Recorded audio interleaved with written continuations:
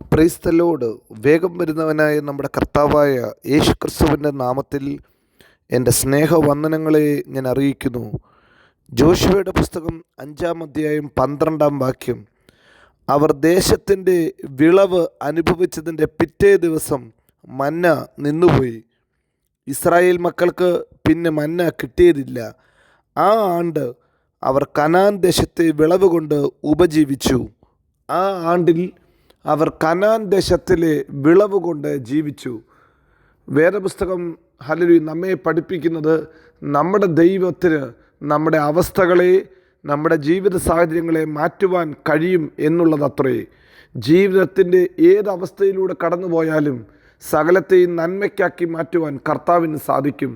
Israel മക്കളുടെ ചരിത്രങ്ങൾ നാം വായിച്ചു നോക്കുമ്പോൾ അവർ പല ജീവിതത്തിൻ്റെ അവസ്ഥയിലൂടെ കടന്നുപോയി. ഇപ്പോൾ വേദപുസ്തകം പറയുന്നു, അവർ ദേശത്തിൻ്റെ വിളവ് കൊണ്ട് അവർ വേണ്ടുവണ്ണം ഭക്ഷിക്കുവാൻ ദൈവം അവർക്ക് വിളവ് കൊടുത്തു. ദൈവം അവരെ മാനിച്ചു. കഴിഞ്ഞ നാളുകളിലെ ചരിത്രം നോക്കുമ്പോൾ ജീവിതത്തിൻ്റെ ഒത്തിരി പ്രതിസന്ധിയിലൂടെ കടന്നുപോയ ഒരു ജനമാണ്.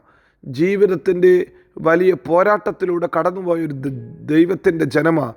എന്നാൽ ഇപ്പോൾ വേദപുസ്തകം പറയുന്നു, അവരെ ആ ആണ്ടിൽ കനാൻ ദേശത്തെ വിളവ് കൊണ്ട് ഉപജീവനം കഴിച്ചു. അവർക്ക് വേണ്ടുവോളം ദേശത്തിൽ ദൈവം കൊടുത്തു.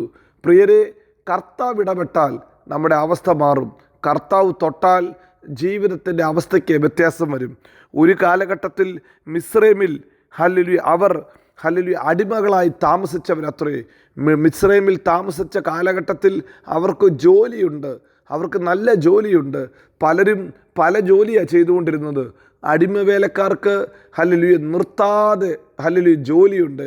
എന്നാൽ ചരിത്രം നമുക്ക് നന്നായിട്ടറിയാം, ജോലി ഉണ്ടെങ്കിലും കൂലിയില്ല, അവർക്ക് പ്രതിഫലമില്ല, അവർ എക്സ്പെക്റ്റ് ചെയ്യുന്ന പ്രതിഫലമില്ല. പിന്നെയോ പീഡനവും പ്രയാസവും അത്രേ. ഒത്തിരി ദുരിതങ്ങളുടെ ജീവിതമാണ്. ജോലിയുണ്ട്, ജോലിക്കകത്ത് കൂലി കിട്ടുന്നില്ല, ജോലിക്കകത്ത് ശമ്പളം കിട്ടുന്നില്ല, ജോലിക്കകത്ത് ഒരു സാറ്റിസ്ഫാക്ഷൻ കിട്ടുന്നില്ല. സന്തോഷത്തോടെ ജോലി ചെയ്യാൻ അവർക്ക് പറ്റുന്നില്ല. എല്ലാ ദിവസവും സങ്കടവും കണ്ണീരും അത്രേ. എന്നാൽ അവരുടെ നിലവിളി കേൾക്കുന്ന ദൈവം പറയുന്നു, ഞാൻ മിസ്രൈമിലെ ഊഴിക വിചാരകന്മാർ നിമിത്തമുള്ള എൻ്റെ ജനത്തിൻ്റെ സങ്കടങ്ങളെ ഞാൻ അറിയുന്നു. അവരുടെ കഷ്ടപ്പാടുകളെ എനിക്ക് നന്നായിട്ടറിയാം. അവരുടെ നിലവിളി ഞാൻ കേൾക്കുന്നു. ഹല്ലേലൂയ. ഞാൻ അവരുടെ ആവശ്യങ്ങളെ അറിയുന്ന ദൈവം. ഞാൻ അവർക്ക് വേണ്ടി ഇറങ്ങി വരും, ഞാൻ അവർക്ക് വേണ്ടി ഇടപെടും. നമ്മുടെ ദൈവം കണ്ണുനീര് കണ്ട്, നമ്മുടെ പ്രതിസന്ധി കണ്ട് മാറി നിൽക്കത്തില്ല. ഒരു നാളും മാറി നിൽക്കാതെ നമ്മുടെ ജീവിതത്തിൽ ഇറങ്ങി വരുന്ന ദൈവം അത്രേ.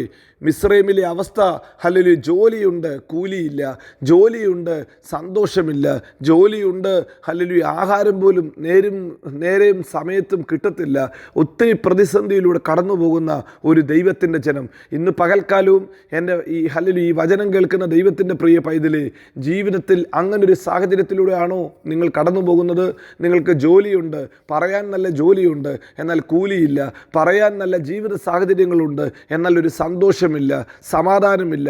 ജീവിതത്തിൽ പ്രതിസന്ധിയിലൂടെയാണ് കടന്നു പോകുന്നതെങ്കിൽ ഭയപ്പെടേണ്ട. നിൻ്റെ അവസ്ഥ മാറ്റുവാൻ എൻ്റെ കർത്താവ് വിശ്വസ്തനത്രേ. ഏത് അവസ്ഥയിലൂടെ കടന്നുപോയാലും ആ ആണ്ടിൽ ദേശത്തിൻ്റെ വിളവ് കൊണ്ട് ഭക്ഷിപ്പാൻ ഇസ്രായേലിന് കൊടുത്ത, ഇസ്രായേലിനെ കനാൻ നാട്ടിൽ എത്തിച്ച നമ്മുടെ കർത്താവ് വിശ്വസ്തനത്രേ. നിൻ്റെ കണ്ണുനീരിന് മറുപടിയുണ്ട്, നിൻ്റെ നിലവിളിക്ക് മറുപടിയുണ്ട്, നിൻ്റെ പ്രാർത്ഥനയ്ക്ക് ഉത്തരമുണ്ട്.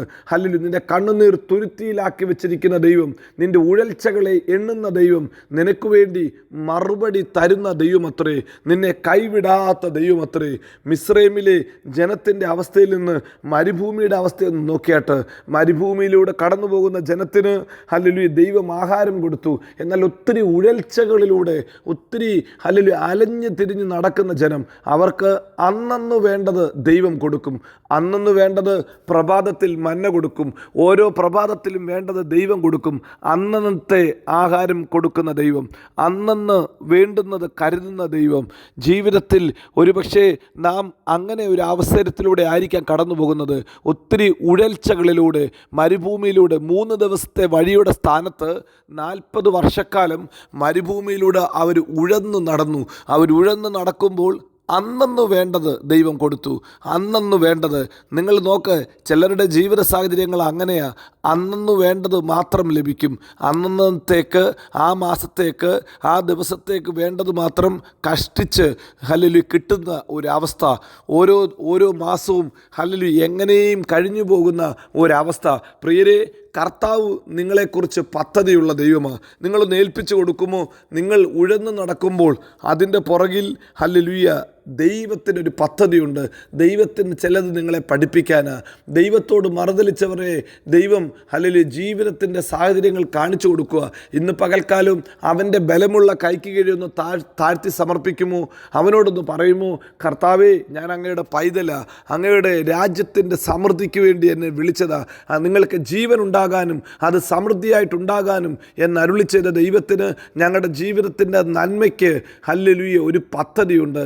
ആ നന്മ വർദ്ധിപ്പിക്കാൻ ദൈവത്തിന് സാധിക്കും. ഏൽപ്പിച്ചു കൊടുക്കുമോ? അങ്ങനെയെങ്കിൽ നിങ്ങളെ ശേഷിപ്പിക്കുന്ന നിങ്ങളെ ഈ ഭൂമിയിൽ നന്മയ്ക്കാക്കി ഹല്ലേലൂയ ശേഷിപ്പിച്ച ദൈവത്തിന് നിങ്ങളുടെ ജീവിതത്തിലും ചിലത് മിച്ചം വരുത്തുവാൻ മതിയായ ദൈവമത്രേ. തകർന്നു പോകാതെ മരുഭൂമിയിൽ സൂക്ഷിച്ച ദൈവം, തകർന്നു പോകാതെ മരുഭൂമിയിൽ നിങ്ങളെ പരിപാലിച്ച ദൈവം നിങ്ങളെ കനാനിൽ കൊണ്ടുവന്നിട്ടുണ്ടോ? നിശ്ചയമായ ആ ദേശത്ത് നിങ്ങളെ സമൃദ്ധിയായി അനുഗ്രഹിക്കും. നട്ടിട്ടില്ലാത്ത കിണറ്റിൽ ഹല്ലേലൂയ മുന്തിരിത്തോട്ടത്തിൽ നിന്ന് ഫലം അനുഭവിക്കുകയും, പണിയാത്ത വീട്ടിൽ താമസിക്കുകയും, കുഴിക്കാത്ത കിണറ്റിൽ നിന്ന് വെള്ളം കുടിക്കുകയും ചെയ്തിട്ട് നിങ്ങൾ വേണ്ടുവോളം തിന്ന് ഭക്ഷിച്ച് തൃപ്തരായി ഹല്ലേലൂയ നിങ്ങൾക്ക് വേണ്ടുന്നതൊക്കെയും തന്ന ദൈവത്തെ സ്തുതിക്കുവാൻ ദൈവം ഇടയാക്കുകയും ചെയ്യും. അങ്ങനൊരു കാലഘട്ടം ദൈവം നിങ്ങൾക്ക് വേണ്ടി ഒരുക്കും.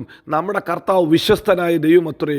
കൂലിയില്ലാത്ത ഒരു കാലഘട്ടത്തിൽ നിന്ന് ഹല്ലേലൂയ അന്നത്തെ കാര്യം മാനേജ് ചെയ്യുന്ന അവസ്ഥയിൽ നിന്ന് ഇതാ ശേഷിപ്പുള്ള ഒരു കാലഘട്ടത്തിലേക്ക് ദൈവം നിങ്ങളെ കൊണ്ടുവരും.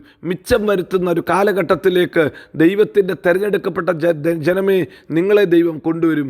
നമ്മുടെ കർത്താവ് വിശ്വസ്തൻ, നമ്മുടെ കർത്താവ് മാറാത്തവൻ, നമ്മുടെ കർത്താവ് നമ്മെ എല്ലായിടത്തും എല്ലായ്പ്പോഴും ക്രിസ്തയേശുവിൽ ജയോത്സവമാക്കി നടത്തും. God bless you. Amin, Amin.